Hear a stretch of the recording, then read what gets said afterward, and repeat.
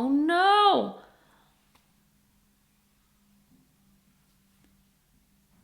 My heart is broken.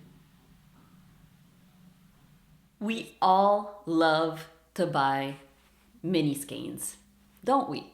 I know I do. Whenever I see them, they're like little candies. I can't wait to get them home and put them in my little minis collection. Or I love buying advent calendars as well, because who doesn't like opening up a little box that has a beautiful color in it every single day? But what do we do with them? I have a lot of patterns for you that either were meant for advent knitting or for mini skeins or even for leftovers, because we all have leftovers of fingering weight yarn. Most of these will be for fingering weight yarn, but some of them are for DK or worsted, and you can just double up a fingering weight in order to use your stash. So yes, I know you could make a scrap blanket, like a scrap granny stripe or 2 stripes a day of a garter stitch, but these patterns will be mostly not blankets. So let's start. First off, I want to talk about not patterns but designers. There are 2 designers in particular that I think about that every year they come out with advent knitting patterns. The first one I want to talk about is Ambah O'Brien.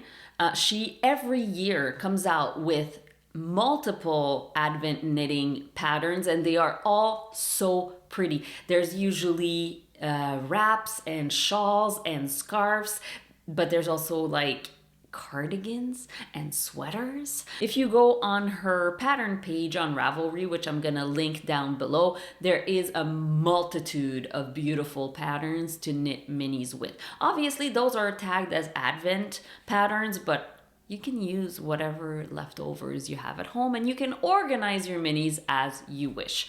So this is one. It's not one, it's like 20 different patterns that you could be choosing from. The other designer that has a lot of advent knitting is called Helen Stewart, and Helen has what she calls knit vent. So every year she does a knit vent event. So basically it's a collection of patterns. Some are for mini skeins, some are for different like bigger skeins, but there's definitely a lot of her patterns that you can go search for in order to have good ideas on how to knit up your mini skeins. That being said, the other ones that I've gathered are not necessarily advent knitting, but just patterns that I think would be really great to use your minis in, sometimes in a less obvious way than just knitting stripes of different colors. The first one is the Seaglass collection. There's a Seaglass Sweater, a Seaglass Tee, and a Seaglass Hat by Wool & Pine, and it is a super cute color work sweater where you alternate stitches in different colors, and then you drop one color, you pick another one. It's basically a way to use all your scraps. So if you have colors that might be a little outrageous by themselves, but then you mix them together, you will get this kind of a painted effect and random effect that I personally really love. So this is a great idea. It is a DK weight pattern, but like I said, you can hold 2 fingering weight together that will give you approximately a DK weight. You can also throw in obviously some of your DK leftovers if you have some, and that would be amazing. Another pattern that I think would be really fun to knit with minis is the Painting Honeycomb collection from Stephen West. So this one is the Painting Honeycombs shawl, and you see how beautiful these little lines of colors are, but they're broken up by using a main color. So you will need 2 skeins of a main color to knit this shawl, but then you can use all your minis as little pops of color in between the main color, which is really fun. I know there also is a sweater pattern with the same type of painting honeycomb thing. If you go into Stephen West's work, you will absolutely find a multitude of patterns that you can use mini skeins with. You can just be a little creative, which is what Stephen West loves, and you can basically knit any of his pattern with multiple colors. The next one is a pattern that I made, and I personally wrote it with a color changing yarn to create a chevron type look, which is the sneaky trick. It's a scarf, a rectangular scarf, and it is made out of small squares, garter stitch square. Wow, that's difficult to say.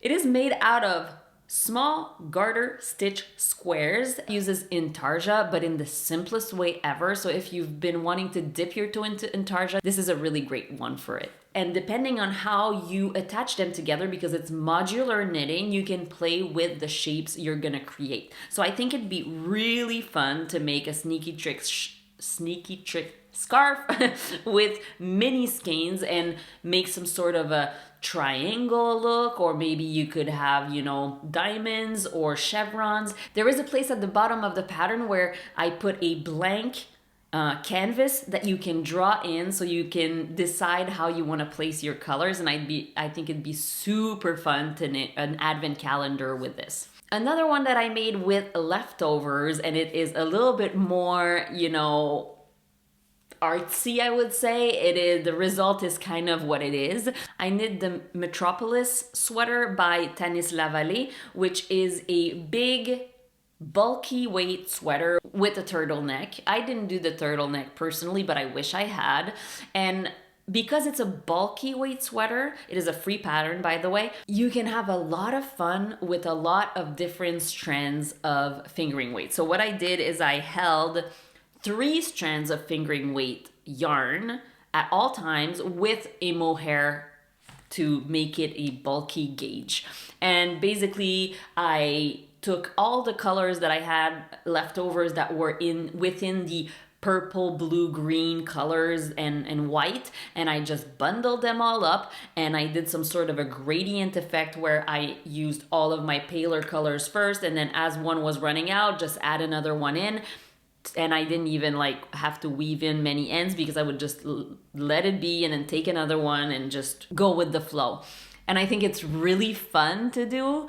It's kind of a scrappy sweater, but made in a way that's just so much fun, and it takes no time at all because of the bulky gauge. The one blanket that I do want to talk about, I want to talk about it because I think it is a genius blanket. It is the Stamina by Camille Descoteaux. It is using an advent calendar, and the genius with this blanket is that you literally have 0 leftovers. 0. So every single triangle in this blanket weighs 19 grams. 19 grams is perfect for any advent calendar or midi that has a 20-gram weight. And so you knit those triangles and then you sew them together to make this beautiful hexagon blanket. It is quite a big project, meaning it takes a lot of time to knit those triangles. They are in mosaic knitting, which I love doing. It's fun, but it takes more time, but it is so gorgeous. My kids love it. I love it. It is not huge, which means that you can just kind of bundle up with it on a small chair or on the couch. It is really a fun project. It looks amazing. I've never seen anything exactly like this. Yeah, I love it. One that I've been really dying to make, and one day I swear I will make it, is the amazing Technicolor Dreamcoat by Stephen West. It is such a fun garment that you knit from one side to the other, and then you marl your colors into this kind of big mess of a painting on your body, and it's oversized, it's colorful, it's everything I want to be wearing at home, throughout the winter. Someday I will knit this poncho-ish style sweater. I really think it is gorgeous. And another one that is a rectangle scarf that I think is absolutely amazing is the Kuschelig. I don't know exactly how to say it. Oh no!